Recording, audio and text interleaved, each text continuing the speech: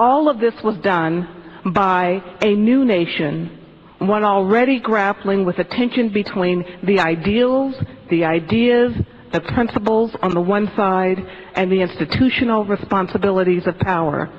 Not that the whole set of issues surrounding the Northwest Ordinance were, shall we have free states? There was commercial concern there as well.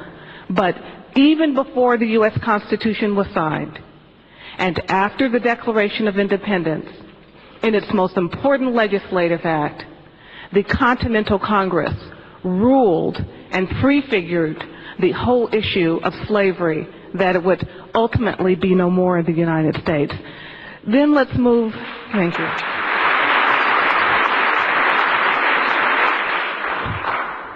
And then let's move to August 10, 1988. President Ronald Reagan signed H.R. 442 into law.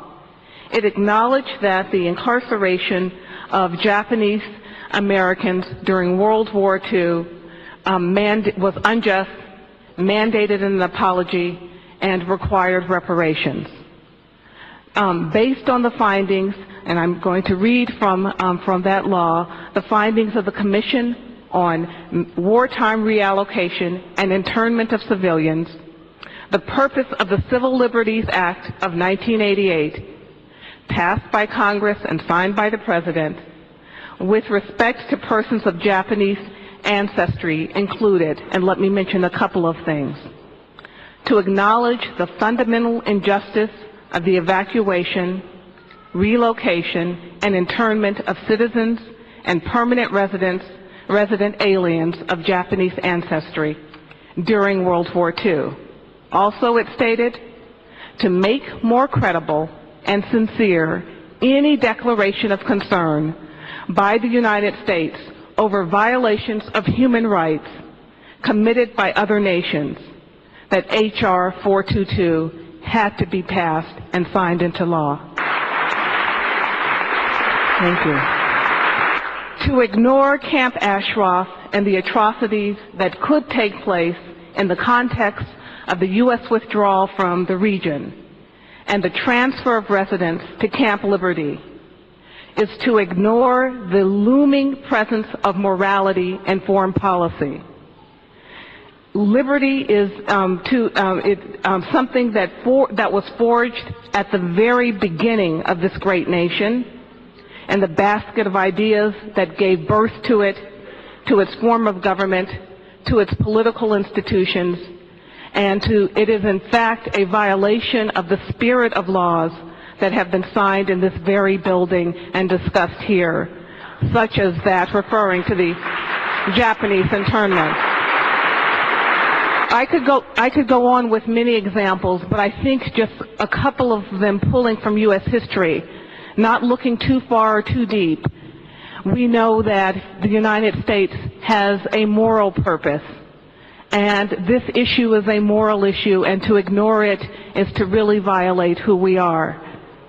But let me talk about the U.S. responsibility as the predominant power in the world. And this is important as well in assessing Camp Ashraf in a strategic context. You know, just recently, a few weeks ago, or I guess last fall maybe, but in the past few weeks in the new year, there's been a lot of discussion about the United States, especially the State Department, pivoting toward Asia. So I'd like to think about Camp Ashraf in this context of our defense strategy. And it's not just the diplomats on the 7th floor of the State Department that we need to talk to, but it's also those in the Pentagon who, for whatever reason, some who may want this, some who may be forced to do it, are signaling to the region that we're going to leave on the ground. We can decide to take MEK off the terror list, but if we don't have boots on the ground and have a firm military strategic commitment in the region, as we look to other parts of the world, nothing good will come out of what we do on the diplomatic side. There has to be an integration of diplomatic and defense strategy in the Middle East, in Iraq, in Iran, and especially for Tehran to take us seriously. thank you, that U.S. citizens consider the issue of Camp Ashraf in terms of the history of the United States. And we have a great legacy of reversing our own misdeeds on the wrong side of the fault line. Thank you so much for your time.